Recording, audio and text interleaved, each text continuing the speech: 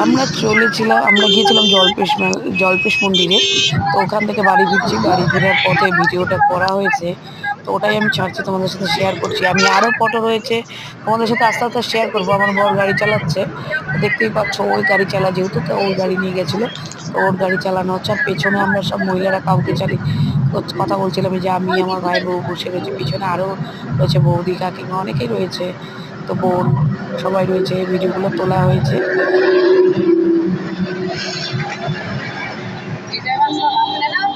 ভীষণ ফাজলামি করে। হ্যাঁ, না।